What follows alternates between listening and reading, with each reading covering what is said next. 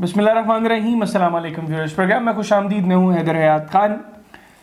ملک میں معاشی حالات دن بدن بگڑتے جا رہے ہیں اور پولیٹیکل ٹینشنز جو ہیں یہ بھی شاید ایک بہت بڑا سبب ہے جس کی وجہ سے معاشی حالات وہ کنٹرول سے باہر ہوتے جا رہے ہیں. ایک جانب IMF کی جو ڈیل ہے وہ ڈیلے ہوتی جا رہی ہے اور اب تو یہ باتیں بھی ہو رہی ہے کہ گورنمنٹ ڈیلیبریٹلی اس ڈیل کو ڈیلے کر رہی ہے تاکہ یہاں پر جو انتخابات ہیں اس میں جو گورنمنٹ کا ایکسکیوز ہے کہ معاشی حالات بہتر نہیں ہیں وہ ایکسکیوز برقرار رہے.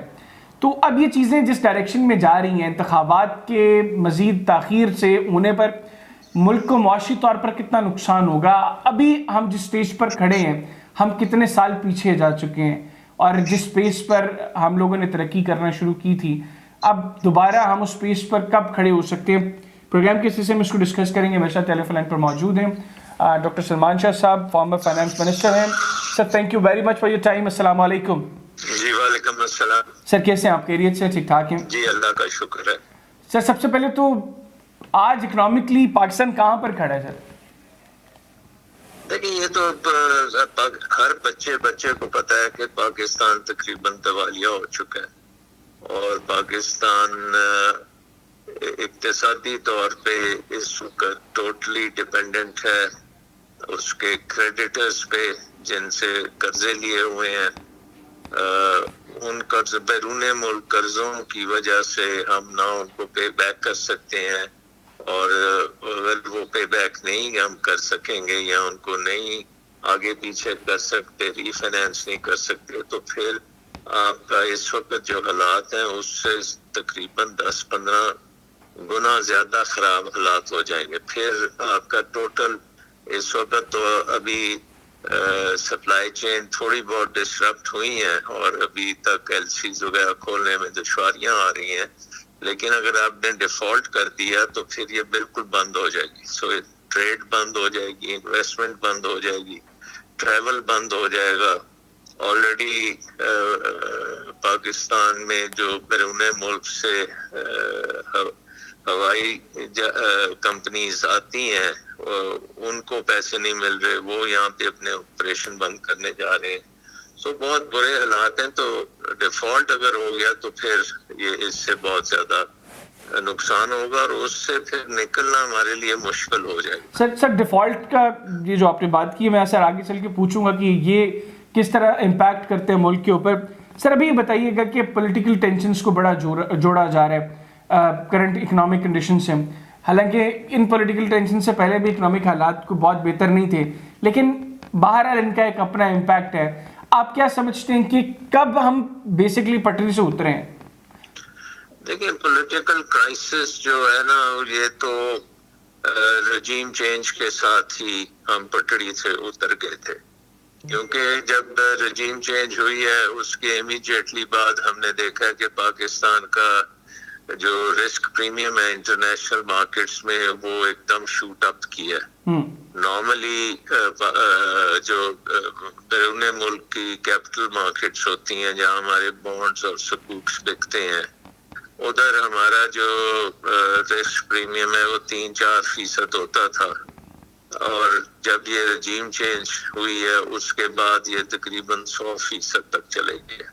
سو یہ انڈیکیٹ کرتا ہے کہ انٹرنیشنلی اس کو بہت بری نظر سے دیکھا گیا ہے رجیم چینج کو, اور اس کی وجہ یہ ہے کہ یہ انڈیکیٹ کرتا ہے کہ پولیٹیکل انسٹیبلٹی ہے ملک میں اور ایک الیکٹڈ گورنمنٹ جو ہے وہ اس کو گرایا گیا ہے اور اس کے بعد سے جو رسک جو ہے وہ نیچے نہیں آیا. 1 سال ہو گیا ہے وہ رسک نیچے نہیں آیا.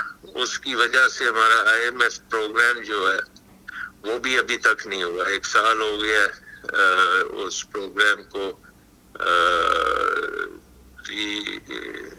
اگنائٹ کرنے کے لیے نہیں چل سکا. اس کے ساتھ ساتھ ہمارے دوست ممالک جو ہیں وہ بھی ہمیں ٹرسٹ نہیں کرتے. سو چین کے ساتھ بھی ہمارے تعلقات اس طرح سے ٹھیک نہیں ہیں جس طرح ہونے چاہیے. امریکہ سے بھی تعلقات نہیں ہیں ٹھیک. تو یہ ساری جو فیکٹرز ہیں یہ ہماری اس وقت اکانومی کے اوپر بہت بڑا بوجھ بھی ہے اور اثر کر رہی ہے. اس کی وجہ سے مہنگائی ہے جو ہم دیکھ رہے ہیں، کیونکہ ڈالر جو ہے روپے کے نسبت بہت اوپر جا رہا ہے، روپیہ گرتا جا رہا ہے، اور اس کے ساتھ انفلیشن ہو رہی ہے، ہر چیز مہنگی ہو رہی ہے، خوراک سے لے کے روزمرہ کی چیزوں سے اسکولوں کی فیسوں تک ہر چیز جو ہے وہ دگنی تگنی ہو گئی ہے. تو آمدن تو لوگوں کی نہیں بڑھی، آمدن بلکہ نیچے جا رہی ہے، آپ کی ان امپلائمنٹ بڑھ رہی ہے. سو یہ ایک بالکل جیسے کہتے ہیں ریسیپی فار اے ڈیزاسٹر ہے. بالکل. اچھا سر، یہ بتائیے گا کہ کرنٹ کنڈیشنز میں آپ کیا سمجھتے ہیں کہ انتخابات کتنا ضروری ہیں؟ جو پاکستان تحریک انصاف بھی بار بار بات کر رہی ہے کہ الیکشنز ہوں گے تو انٹرنیشنل انسٹیٹیوشنز ہمارے ساتھ بات کرنے کو تیار ہوں گے، کیونکہ جو بھی گورنمنٹ ہوگی وہ فریش مینڈیٹ لے کر آئے گی.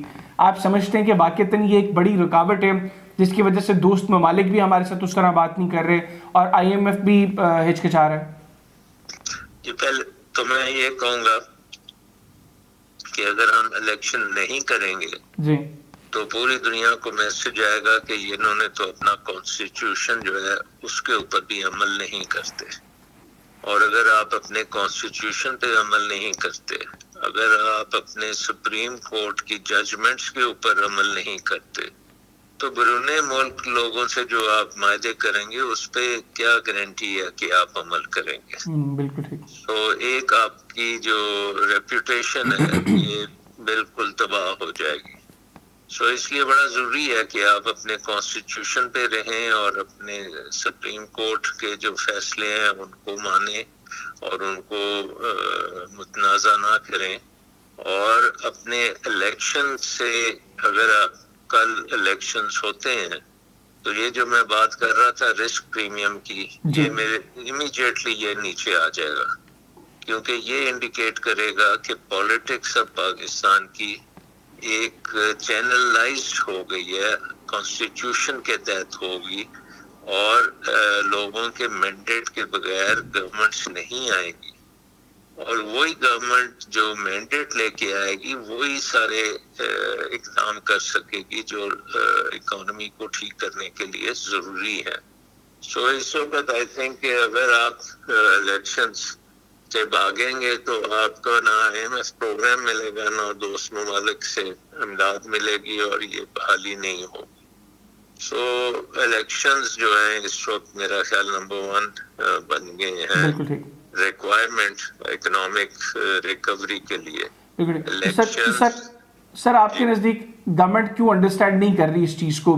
اور آپ نے کہا کہ رجیم چینج سے ہم پٹری سے اتر گئے، لیکن گورنمنٹ خود کس طریقے سے فیل ہو گئی؟ کیونکہ ڈار صاحب جب آئے تھے انہوں نے کہا جی کہ ڈالر جو ہے وہ ڈار صاحب سے ڈر جائے گا، لیکن ہم دیکھ رہے ہیں کہ ڈالر تو پورے پاکستان کو ڈرا رہا ہے، اور جب سے یہ حکومت آئی ہے تقریباً 115-120 روپے ڈالر جو ہے وہ انکریز ہو گیا ہے، ابھی بھی تقریباً 290 کے قریب یہ ٹریڈ کر رہا ہے.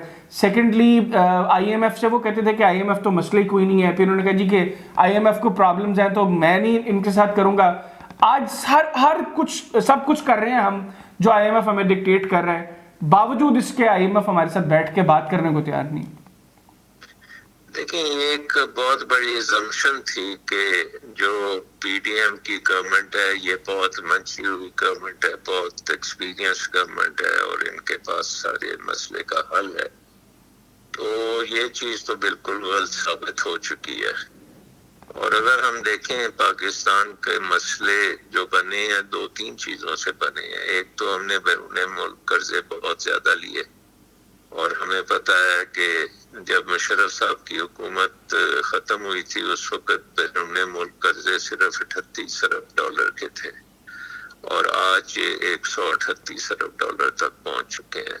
تو یہ تقریباً 100 ارب ڈالر جو ہے یہ انہی لوگوں نے لیا ہے جو اس وقت حکومت میں ہے.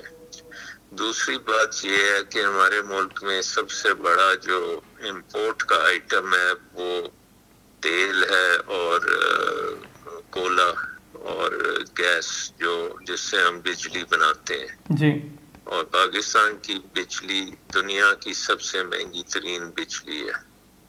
اور بجلی کا نظام اگر آپ دیکھیں وہ بھی یہ پچھلے کوئی 15 سال میں جو ہم نے کولے کے اوپر چلے گئے اور ہم نے ڈیم بنانے بند کیے، وہ بھی گورنمنٹس جو ہیں وہ پیپلز پارٹی اور پی ایم ایل این کی ہیں جنہوں نے یہ بجلی کا نظام بنایا جو ہمارے گلے میں اب پھندا بنا ہوا ہے، اور اس کی وجہ سے اتنی مہنگی بجلی ہے کہ عوام جو ہے وہ ان کی جیبیں خالی ہو گئی ہیں بجلی کے بل پے کرتے کرتے. سو یہ بھی ایک assumption تھی کہ یہ پی ڈی ایم کی گورنمنٹ یہ مسئلے حل کر سکے گی، لیکن یہ وہ گورنمنٹ ہے جس نے یہ مسئلے کریٹ کیے ہیں شروع سے، کیونکہ یہ تقریباً 30 سال سے حکومت میں ہے Peoples Party P M L N, اور انہوں نے کئی آئی ایم ایف پروگرامز بھی کیے ہیں، اور میجر جو قرضے بڑھائے ہیں انہی کے وقت میں قرضے بڑھے ہیں، اور ایک ایسی اکانومی بنا دی گئی ہے جو ایکسپورٹ نہیں کرتی لیکن امپورٹ کے بغیر چل نہیں سکتی. تو یہ اکانومی جو ہے یہ ایک ایسی اکانومی ہے جو اب سسٹینیبل نہیں ہے. تو ان ساری چیزوں کو اب بدلنا پڑے گا، اس لیے الیکشن ضروری ہے کہ ایک مینڈیٹ ملے گا گورنمنٹ کو، وہ آ کے یہ چیز کرے گی کہ آپ کی اکانومی کو صحیح سمت میں لگائے گی، ایکسپورٹ اورینٹیشن کرے گی، کمپیٹیٹیونیس بہتر کرے گی، پروڈکٹیوٹی امپروو کرے گی. وہ اب ایک نئی گورنمنٹ ہی. تو سر آپ اسحاق ڈار صاحب کو ایز فائنانس منسٹر کیسے دیکھ رہے ہیں؟ دیکھیں سب کے سامنے ہے کہ بہت بڑا فیلئر ہے پاکستان کی. اگر خدا نخواستہ یہ اگر ہم آئی ایم ایف پروگرام نہیں کرتے اور ہم ایک گڑھے میں گر جاتے ہیں تو تاریخ کبھی بخشے گی نہیں. یہ پاکستان کے ساتھ جو گورنمنٹ نے کیا ہے یہ ہسٹری میں ان کو کوئی اس سے چھوٹ نہیں دے گا. اور اب یہ جو باتیں آپ کر رہے ہیں کہ وہ جان بوجھ کے اب نئی پروگرام کرنا چاہتے، تو یہ تو بہت ہی پریشان کن بات ہے. نہیں سر، آپ سمجھتے ہیں کہ واقعتاً گورنمنٹ ڈیلیبریٹلی نہیں جا رہی پروگرام کے اندر کو ڈیلے کر رہی ہے آئی ایم ایف پروگرام کو؟ جی بالکل. یہ تو حکومت کے دیکھیں پوری دنیا میں آئی ایم ایف کے پروگرام چلتے ہیں نا، تو یہ تو ہم نے کبھی نہیں دیکھا کہ آئی ایم ایف پروگرام نہیں ہوگا. تو آئی ایم ایف کے ساتھ آپ اگر ایگریمنٹ نہیں کر پا رہے تو پھر یہ بہت بڑی ناکامی ہے آپ کی. تو اس میں آئی تھنک کہ جو میجر اس وقت کنسرن ہے وہ یہ ہے کہ آپ کے دوست ممالک جو ہیں جنہوں نے پرومس کیا ہے آپ کی مدد کرنے کے لیے، اس کی ابھی تک گارنٹی نظر نہیں آ رہی. اور اوپر سے ڈار صاحب نے واشنگٹن جانے سے بھی انکار کر دیا، جو کہ بہت ہی غلط بات ہے. خال اندرون ملک جتنے بھی حالات سیاسی خراب ہو جائیں، یہ تو ان کی ڈیوٹی تھی کہ یہ وہاں جاتے اور یہ پروگرام کو پٹڑی پہ چڑھاتے اور ایک خوشخبری وہاں سے آتی، لیکن انہوں نے تو تباہی کر دی. تو سر پھر 30 سال حکومت میں رہ کے انہوں نے کیا کیا ہے اگر ہم دوست ممالک سے گارنٹیاں بھی دلوانے میں کامیاب نہیں ہو پا رہے؟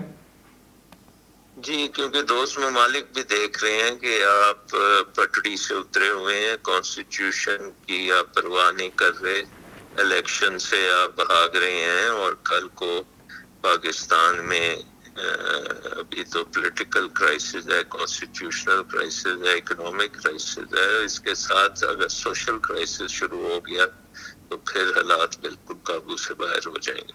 سر آخر میں بتائیے گا کہ ایک تو کرنٹلی ہمارے لیے کتنا امپورٹنٹ ہے آئی ایم ایف کا یہ پروگرام، اور پھر اس کے بعد آپ کیا سجیسٹ کرتے ہیں، مطلب آئی ایم ایف اور نو آئی ایم ایف؟ دیکھیں آئی ایم ایف پروگرام کے بغیر تو آپ آگے چل ہی نہیں سکتے، کیونکہ تمام جو آپ کو اسسٹنس چاہیے دوست ممالک کی چاہیے، world bank, Asian development bank, فورن انویسٹمنٹ، یہ سب کے سب آئی ایم ایف پروگرام سے منسلک ہے. سو آئی ایم ایف پروگرام تو پہلا قدم ہے، وہ اگر آپ نے قدم لے لیا تو اس کے بعد پھر اور بہت سے قدم ہیں جو آپ نے ریفارمز کے لیے کرنے ہیں. مثلا آپ نے بجلی کا نظام ٹھیک کرنا ہے، سستی بجلی بنانی ہے، آپ نے اپنا مالیاتی نظام ٹھیک کرنا ہے، آپ نے اپنے سول سروس کی ریفارم کرنی ہے، آپ نے اپنے ملک کو کمپیٹیٹو بنانا ہے، ایجوکیشن ٹھیک کرنی ہے، ہیلتھ ٹھیک کرنی ہے، بہت سی چیزیں کرنے والی. تو لیکن پہلا قدم جو ہے اس وقت IMF پروگرام ہے. بالکل ٹھیک ہو گیا سر، تھینک یو ویری مچ. آپ نے Thank پروگرام you. کے لیے خصوصی طور پر وقت نکالا. ناظرین، ڈاکٹر سلمان شاہ صاحب فارمر فائنانس منسٹر ہمارے ساتھ موجود تھے. بڑا تفصیل انہوں نے بتایا کہ اس وقت کرنٹ اکنامک کرائسس کی بنیادی وجہ کیا ہے، اور وہ بھی یہ سمجھتے ہیں کہ وقت کی ضرورت یہ ہے کہ ہمیں فوری طور پر انتخابات کی طرف جانا چاہیے، کیونکہ وہ دوست ممالک جو ہر مشکل گھڑی میں پاکستان کے ساتھ کھڑے رہتے تھے، آج وہ بھی پاکستان میں یہ دیکھ رہے ہیں کہ ملک میں آئین کی پروٹیکشن کے لیے ہماری حکومت کیا کر رہی ہے. یہاں پر آئین الٹیمیٹلی پریویل کرے گا یا نہیں کرے گا، اور نہیں کرے گا تو اس کا امپیکٹ یہاں پر سیاسی طور پر جو ہوگا وہ تو ہوگا ہی ہوگا، گلوبلی اس کا امپیکٹ کیا ہوگا، ہماری کیا امیج پورٹری ہوگی گلوبلی، پھر ہماری معیشت پر اس کا کیا اثر پڑے گا. یہ ساری وہ چیزیں جو شاید حکومت وقت نہیں سوچ رہی، اور اگر حکومت وقت یہ نہیں سوچ رہی تو اس کو یہ سوچنا چاہیے، کیونکہ یہ ملک رہے گا تو ہی وہ لوگ بھی سیاست کر سکیں گے اس ملک میں. اگر یہ ملک ہی خدا نخواستہ نہ رہا تو پھر ملک تو خیر اللہ کے حوالے ہے، لیکن پھر یہ ان کے پاس سیاست کرنے کو بچے گا نہیں، اور پھر یہ ملک میں جو کچھ ہوگا، جو چیزیں ہم فورسٹی کر رہے ہیں وہ بہت خطرناک ہوں گی. تو حکومت کو چاہیے کہ وہ بڑا سیریسلی تمام چیزوں کو دیکھے، آئین کو دیکھے، جس آئین کو بنایا ہے اس آئین کی پروٹیکشن حکومت کی ذمہ داری ہے. تو حکومت سیریسلی ان معاملات کو لے تاکہ ملک جو ہے وہ ایک بڑے انتشار میں داخل نہ ہو. پروگرام میں چھوٹا سا بریک لیں گے، بریک کے بعد پروگرام کا سلسلہ آگے بڑھیں گے کہ نہ جائے گا. Stay with us.